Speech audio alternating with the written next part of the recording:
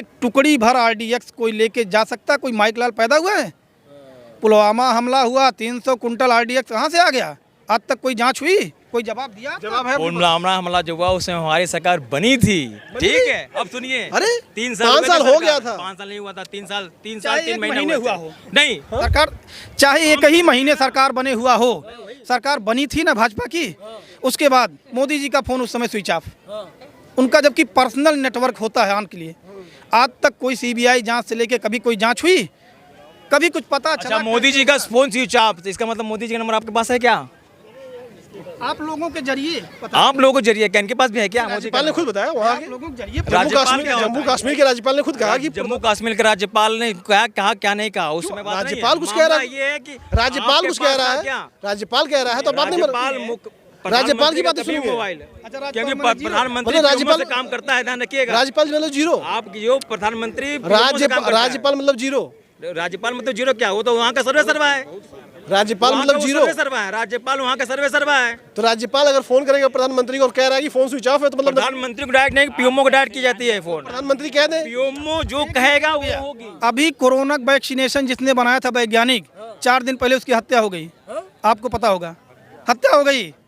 अब देखिए, हत्या हो गई। अरे आप आज सूचना क्रांति आ गई है तो मोबाइल आप लोग फेसबुक और मोबाइल के व्हाट्सएप के दादा हो गए हैं, लेकिन जमीनी हकीकत नहीं पता है कि विपक्ष क्या कर रहा है। अभी आपने बोला कि मतलब कि हमने पढ़ा, जातिवाद पैदा कर रहा है विपक्ष, विघटन पैदा कर रहा है।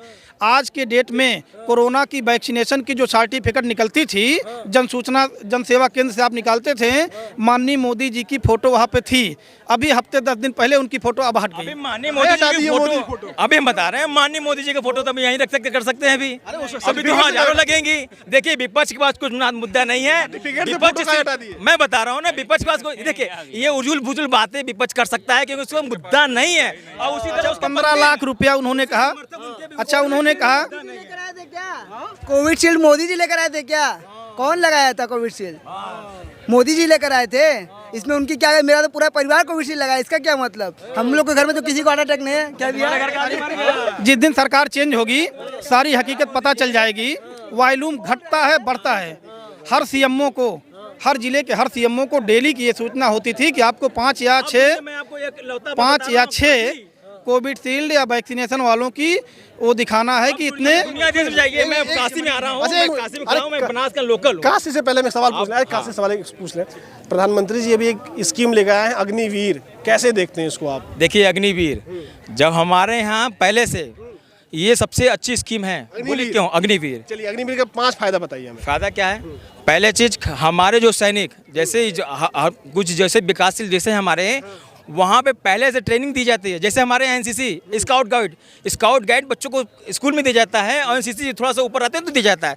लेकिन वो क्या एनसीसी के लड़के, ये 5 फायदे मैं बता रहा हूँ, पहले बात तो सुनेंगे तब ना बताएंगे कि फेसबुक क्या आप रहेंगे, आप भी व्हाट्सएप वाला काम करेंगे क्या? 5 फायदे बता, मैं बता तो रहा हूँ आपको।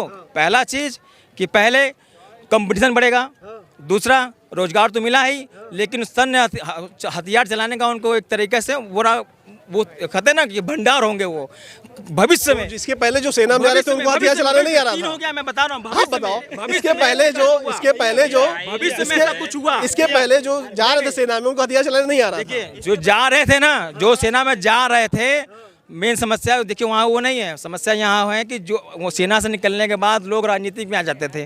राजनीति आने के बाद वो राजनीतिक भाषा बोलते थे। अभी आज के पेपर में बोला गया है अय्यर, अब आर्मी से निकलने के बाद अब पकौड़े तलेंगे। 4 साल के बाद अब पकौड़े तलेंगे। या तो एटीएम कार्ड में गार्ड की जॉब करेंगे, या तो किसी एटीएम कार्ड में गार्ड की जॉब करेंगे। अच्छा, ये बताओ, अच्छा एक मिनट बताओ, अपना रोजगार करना। अगर कोई अग्निवीर शहीद होता है और उसके साथ कोई एक दूसरा जवान शहीद होता है तो उसे तो मिल जाती है शहादत और शहीद का दर्जा, लेकिन जो अग्निवीर शहीद हो रहा है तो उसे शहीद का दर्जा क्यों सरकार नहीं दे रही है? एम्बुलेंस से भेज दे रही है उठा घर। ये सरकार का मामला है, सरकार जानेगी, उसमें कुछ अभी तक संशोधन बढ़ेगी। अभी तक आप सब जान रहे थे। आप सुनिए, अभी तक आप सब जान रहे थे। सरकार संशोधन करेगी। अभी तक आप सब सरकार संशोधन करेगी। माननीय मुलायम सिंह यादव जी जब रक्षा मंत्री थे, उन्होंने किसानों के और सैनिकों के दुख दर्द को समझते हुए उनकी डेड बॉडी घर तक ले जाने की सुविधा बनाई। पहले जो है उनका बेल्ट जाता था, शिनाख्त में उनकी टोपी जाती थी। रक्षा मंत्री माननीय मुलायम सिंह यादव जी थे, उनकी डेड बॉडी घर पे जाती थी, मान सम्मान सहित उनको सम्मान मिलता था, शहीद का दर्जा मिलता है। उनकी देन है ये। 4 साल का आप अग्निवीर बना के उसके बाद पैदल छोड़ देंगे? आपके पास कोई रोजगार नहीं है, आपके पास कोई रोजगार नहीं है। आप जो है 8-9 बार पेपर हुआ, आप लीक करा दिए। आपके पास आप जो है पेपर, आप पेपर करवाइए, आप पेपर करवाइए, रोजगार दीजिए। ये पेपर लीक कैसे हो जा रहा है? पेपर लीक हो रहा है, अभी इन्हीं के बंदे पकड़ाए हैं। समाजवादी पार्टी का एक विधायक का बेटा पकड़ाया है उसमें पेपर लीक में। ये क्या जवाब देंगे? भैया अभी कौन थे बीजेपी के? भाई 2700 वीडियो एमएमएस बना के जो फरार हो गया है 3000 के करीब, वो कहाँ गया? वो कहाँ गया? उसको भी सरकार भगाई, कांग्रेस सरकार वहाँ की। देखिए, भाजपा सरकार ऐसी है कि भैया कुछ भी करिए, ऐसा वॉशिंग मशीन है, आप कुछ करके आइए, उसमें जाइए, क्लीन चिट मिलेगा आपको।